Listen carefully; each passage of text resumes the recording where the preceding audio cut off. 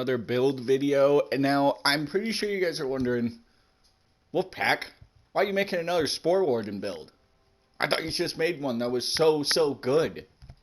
Well, in the most recent patch, a lot of the weapons that I like to use in that build kind of got nerfed. And I know I said that that build could pretty much use anything, but after playing with it for a while, I noticed a lot of its weaknesses, and it also got really boring. So I went out and I made a little bit of some alterations to it and made a completely new build out of it.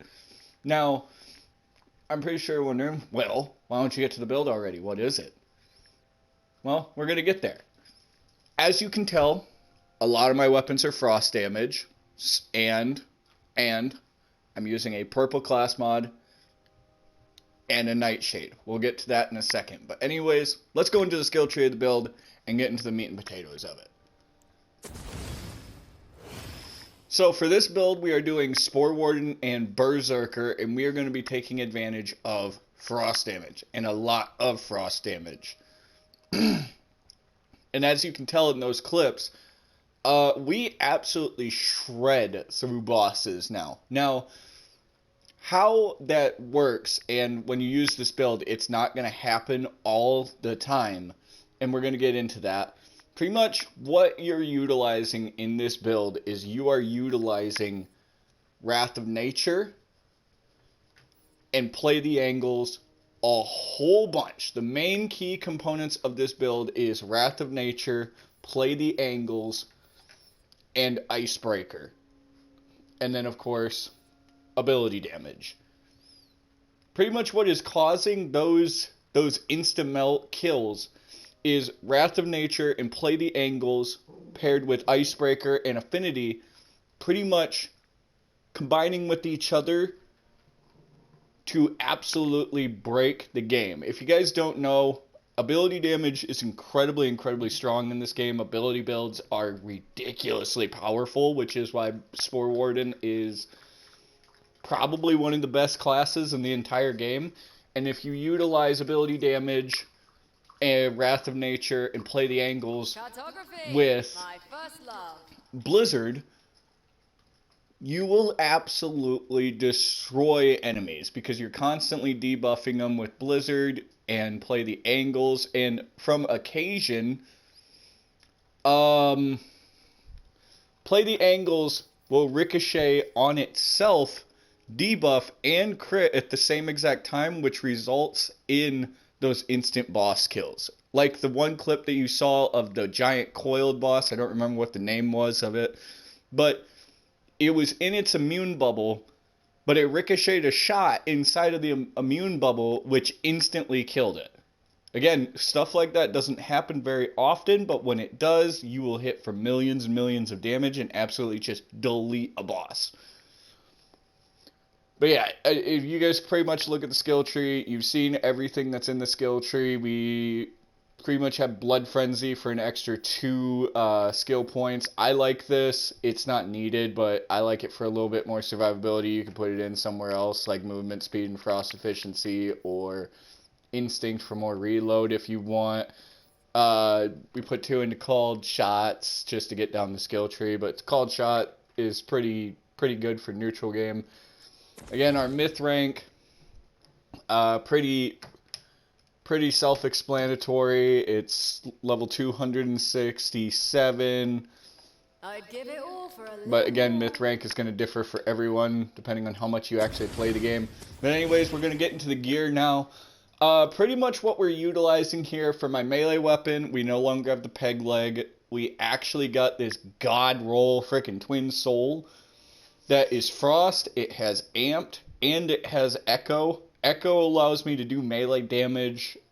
That is just stupid numbers. Pretty much what Echo does is it's Groundbreaker or whatever that Guardian rank thing was in Borderlands 3, but amplified to 1,000. It is so good, and it can result in some very stupid numbers, even if you're not even spec'd into melee like this build is. It's not spec'd into melee at all, and yet we can still one-shot badass enemies as long as we're dealing a lot of damage. Usually whenever the tornadoes are up, that's usually when I melee to like one-shot enemies. It's super, super good. And we're rocking action skill start gun damage. I highly recommend having at least an action skill start gun damage, an action skill start increased damage dealt, and an action skill start increased elemental damage or frost damage, whatever you want to use. I use elemental damage because, again, I still like to rotate between weapons because Brr Zerker puts frost damage on literally everything as long as you're enraged.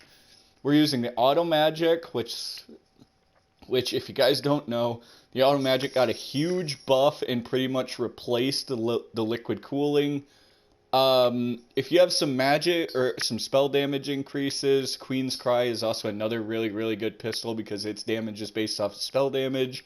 That was confirmed. I'm not blurting that out my ass. You can look it up. We're rocking a max damage chaotic Nightshade. The Anoint isn't too great because Anoint rerolling absolutely shafted me, but it's a max damage Nightshade. This is pretty much the one that I've been using in most of the clips. The other one with the red dot on it, that was my old Nightshade. But even if you have, and it was a high mag one, but it wasn't max damage. Even with that, like, we were still getting a lot of kills with. We ended up replacing the Red Hellion in the previous build with a normal Red Hellion that has cryo damage and an amp shield on it. This thing is disgusting. This is pretty much just a random weapon that I use from time to time. It's a volatile crossblade. Not necessary, but I mean, if you want like a really good dark magic weapon that can dish out quite a bit of damage, I'd look for the crossblade. You can get that from, I think, Glubithoth, which is one of the raid bosses. My favorite raid boss, actually. I guess I should say where you can get all of these. This is a drop from Banshee. This is a world drop. Probably should just go and farm the bunnies in the Chaos Chamber. This is a drop from the Obsidian Wyvern, but I highly recommend just doing the bunnies. This is a world drop, I'm pretty sure, so you can just do the bunnies. For yes. rings... The build. Oh my god, character, stop talking. For the rings, we're using the Championship Ring, which pretty much amplifies all the bonuses by 100% whenever we're going up against a boss. We're using a Class Ring for when our action skill is on cooldown. We get bonus 50% to all of those stats. It's really, really nice. For our shield, we're still using the same exact shield, the full battery. I'm actually looking for a Frost Ancient Deity because that gives you a flat 10% Frost damage bonus on top of a lot of survivability with resistances, which I want to try. But for the most part, just use this shield. It's really, really good. It's pretty much the B shield. It's super, super good. I think you have to have at least Chaos level 10 for this thing, and it's also it's a drop exclusive to the Chaos Chambers. I'm pretty sure, but you can also get it from the story mission. For our class mod, we're rocking a volatile purple that has +3 to Wrath of Nature on it. It's super, super good, but the class mod that I'm looking for to maximize the damage of this build is actually a turquoise claw class mod, which converts all your companion damage to frost, and enemies that take damage from your companion take 20% increased damage to frost damage, which that thing can also roll Wrath of Nature, and you can get +4 Wrath of Nature on it. So once we finally get that, that's going to be mid-max to hell. If you have one of those, definitely use it. It'll amplify your damage a lot. We're using a joint training just to get benefits from our companion. Once again, 30% crit damage bonus from our companion. Really, really nice. We also rolled like pretty much God roll on it, in my eyes. Really, really good. And then of course we're using our Frost Buffmeister just for extra damage. Buffmeister is insane. Definitely recommend using it. It's literally just a damage boost to everything on command.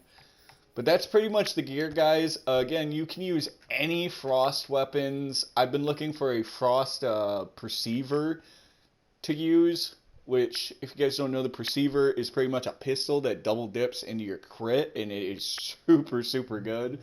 But I mean, if you're one of those people that can't let go of the liquid cooling, you can still use the liquid cooling. Liquid cooling is not great, but it's also not bad either. Again, you can use Queen's Cry if you have a little bit of spell damage spec'd in. You can use Nightshades, you can use Red Hellion. because you're still getting a little bit of movement speed from Windrunner, which is really, really nice. And I believe you get a little bit of movement speed from Enrage, but don't quote me on that. The melee weapon, pretty much get any frost melee weapon with Echo, but I would recommend the Twin Soul with Amped and Echo because it's really, really, really strong. And that's pretty much... Sorry about that. My headset cut off mid-commentary. That's unfortunate. If I leave that in, well, guys get to hear that. If I don't, I'm going to edit it out.